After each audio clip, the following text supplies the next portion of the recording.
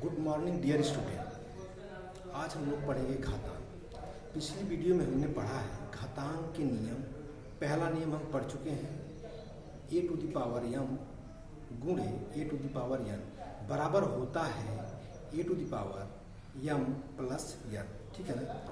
आज है अगर आधार समान हो तो विभाजन।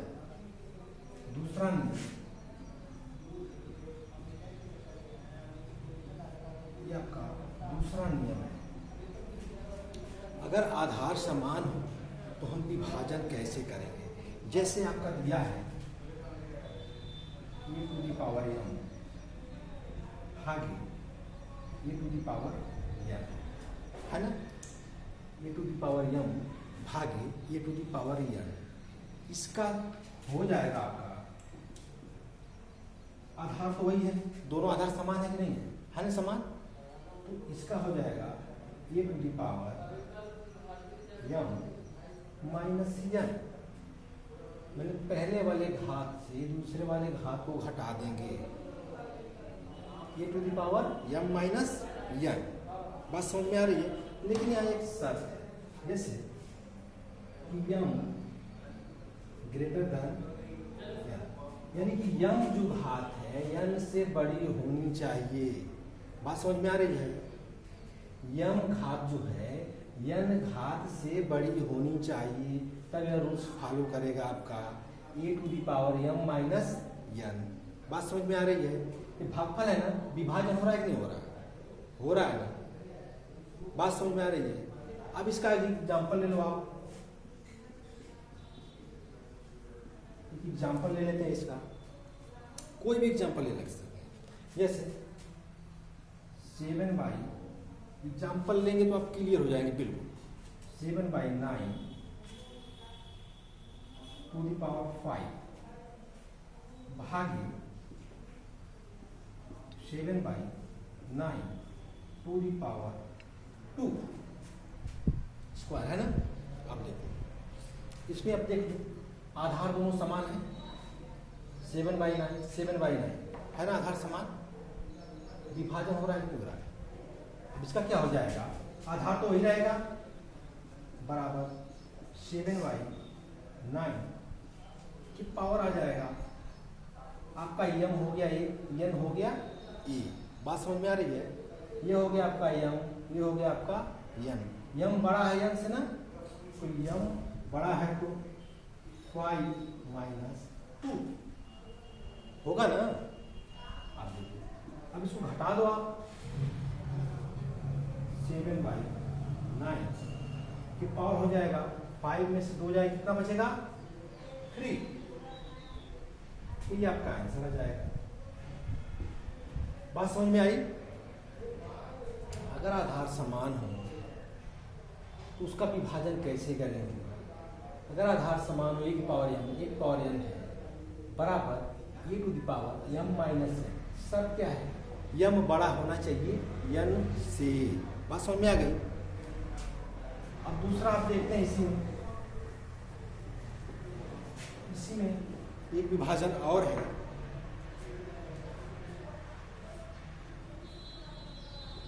तीसरा ले लो इसको आप, ठीक है। जैसे a to the power m भागे a to the power n, है ना। अब बराबर आपका हो जाएगा a to the power m minus n बराबर ए टू दी पावर 0। सब क्या हो जाएगी, यदि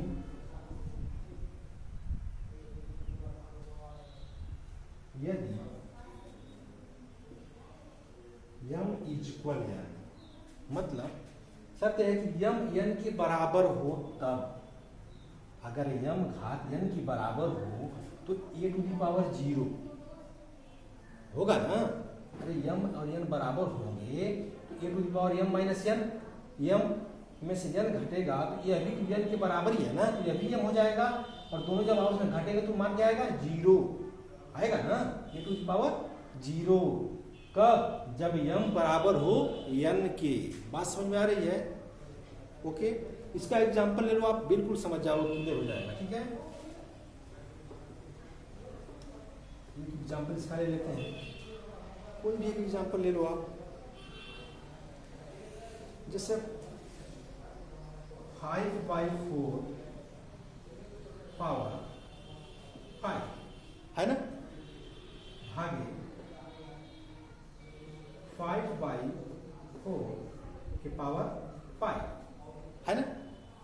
आधार दोनों समान है, दिख रहा है। अब घात भी समान है, यम भी समान है और यन भी समान है, तो कौन सा रूल फॉलो करेगा? a टू द पावर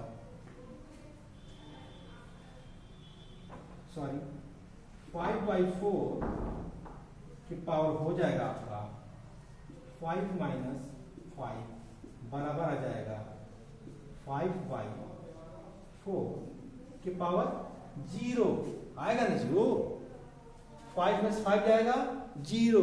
और जब किसी आधार की घात अगर 0 हो जाती है तो हम पिछली वीडियो में बता चुके हैं उस पे कि उसका मान सिर्फ 1 होता है। जब किसी आधार की घात अगर 0 हो जाए तो उसका मान 1 होता है। यहाँ पे आधार की घात क्या है? 0 है, इसका आंसर आ जाएगा 1। बात समझ में आई? 2 रूल्स क्लियर हुए। तीसरा आपका इसी में है,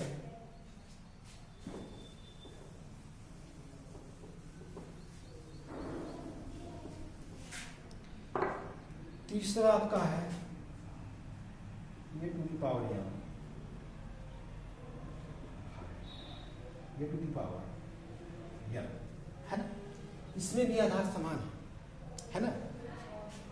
अब बराबर 1/, ये की पावर n माइनस यम होगा। यदि यम लेस देन n, यहां सब क्या है? यम जो छोटा है n से, है ना, छोटा। यम अगर n से छोटा होगा तो यह रूल्स फॉलो करना पड़ेगा, राइट। जैसे एग्जांपल ले लेते हैं, एग्जांपल से क्लियर हो जाएगा आपको। एग्जांपल है 11/15 पावर 5, 11/15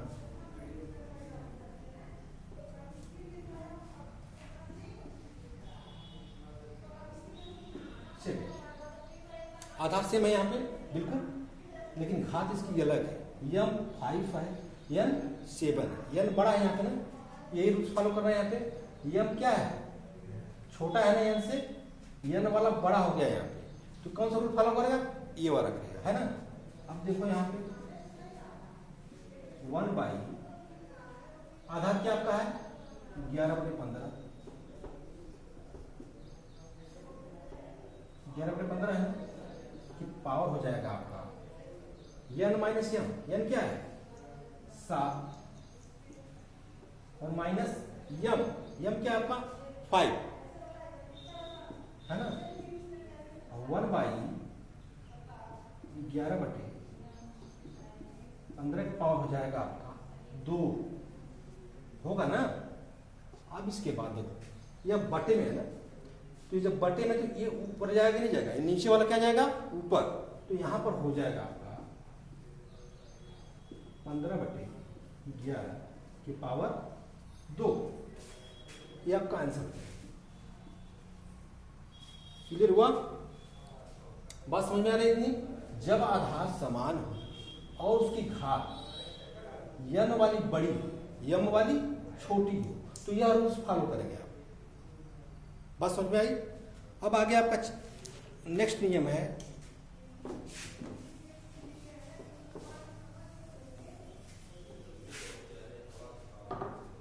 नियम नंबर 3, है ना।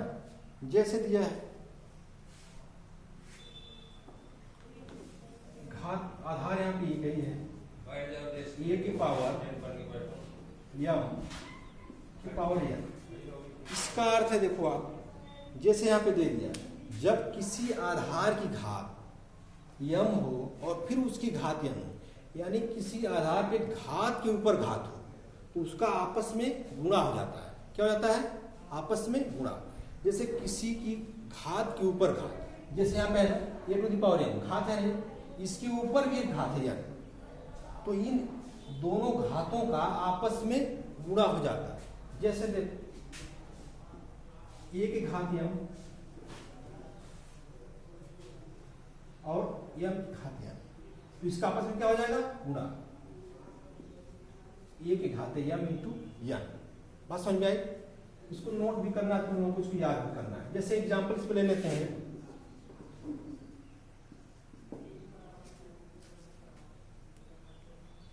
कोई भी एग्जाम्पल ले, जैसे 2 के पावर